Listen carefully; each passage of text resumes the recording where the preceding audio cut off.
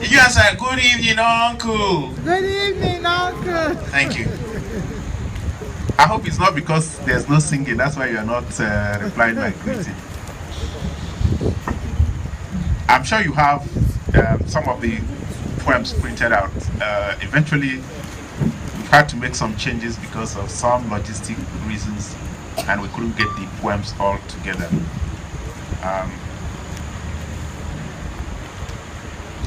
This first poem was inspired by the terrorist attack on Westgate Mall in Nairobi. And one of those that died was a Ghanaian poet called Kofi Awono. And this poem is dedicated to him. Something has happened to me. I cannot cry. Locusts have come from the east. Locusts have come from the west. The day is dark with their wings, and the farm is dead. The bones of the shepherd is left on the rock. His cleft is dead with the sheep in the fields. Ojewe, who lives by the river, is back from his wandering. He has exchanged his cars for rifles. He now marks his homestead with gunpowder. He answers our greetings with gunfire. We shall cannot die. tiptoe to the water.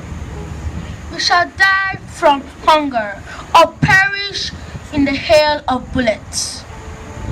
We who only wish to greet the sun and the neighbors bearing gifts. We shall die of hate or perish with fear. Fear of the gifts that now bear death. From our neighbors back from his wandering. Shall we now scratch our backs on the rhubarb tree?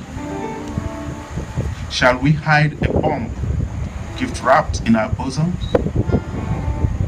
Should we bury Ojebe in the evil forest?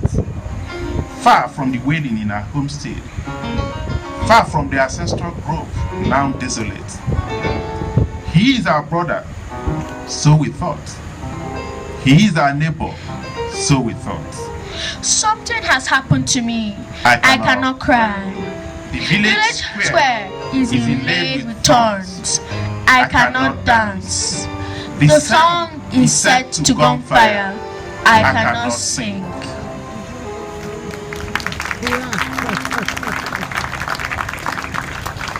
And just to make a correction, my daughter's name is Maje.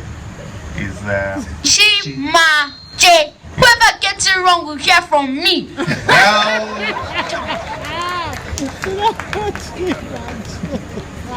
and in the next poem, you find that we human beings are so attached to lots of things that actually do not belong to us. For instance, the land. And every generation or sets of generation will fight over the land, they will kill themselves, they will create new festivals, and in the end, the land stays, they die, they go away. So the question is, who owns the land? Bonds have been broken. Blood has flowed like a river, uprooting shrubs and iroko trees, leveling mounds and homesteads. Bravery has been sacrificed, broad chests left rotting in the fields. Honor has been violated, shame stored up to poison every generation. The land has been laid waste. Exile has met the old and slavery has consumed the young. Strangers have wandered from afar. Lots have drawn new boundaries. New songs now recount heroes past. New stories explain the mounds now rebuilt. Broad chests stand out in these fields of blood. Bravery is in vogue again. The vulture welcomes another feast day. Broad chests will claim new boundaries. New battles will be fought in these fields, and blood will flow again. And new stories will tell of ancestors descending from the skies. The weapons will change, and bravery will be redesigned. The vulture will nod her understanding. The mounds will grow over the homesteads. The shrubs will become rhubarb trunks, and the air will yearn for new battles. The survivors will tell new tales of ancestors coming to battle and deities arriving on dragons spitting fire. The victors will mark new homesteads and new calendars and new festivals of fertility and the land goddess. But the rivers will flow again in anger and in fury. The earth will reclaim her gifts in quiet guilt and in cataclysmic suddenness. The land owns the land. We, the survivors, own our own story. I'm going to ask you to read this last stanza with me if you have the paper and you can see it. Right? Okay?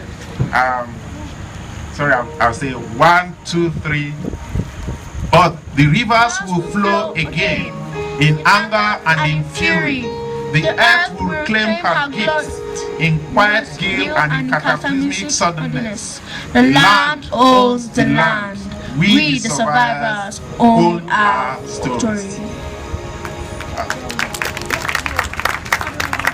Okay, we'll just take 2 quick ones and then we can take a rest, unless you want us to stay, that is.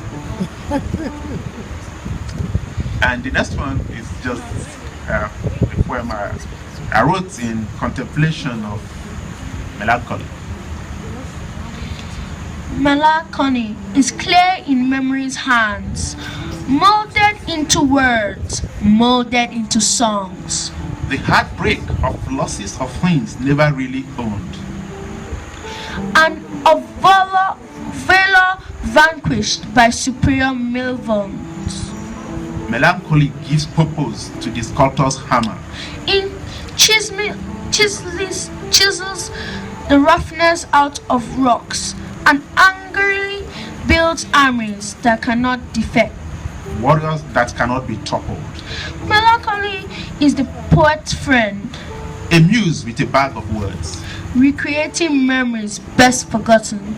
Writing histories that never was. Melancholy creates the passion to cherish, The assurance of things unseen. the and urge to destroy the ones we are.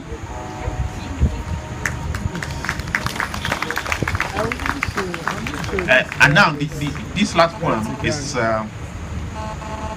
it's from my cousin Chioma, who died last year.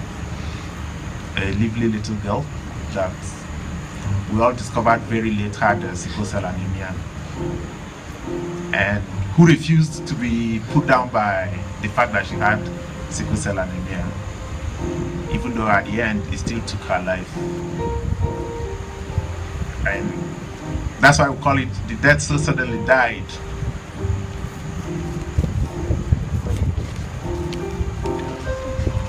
It's her special friend, so maybe she's still overcome. It's okay. It's okay. It's okay.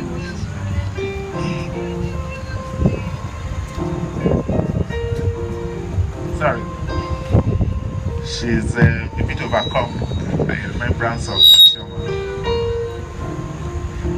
A separation so dreaded has come. The Harmattan marks the cause of our tears with ravines and mastiffs in the wilderness of pain, so suddenly painful. What do we tell the mother that remembers the pains of labor? The kite has carried off the chick. The eagle has snatched the lamb.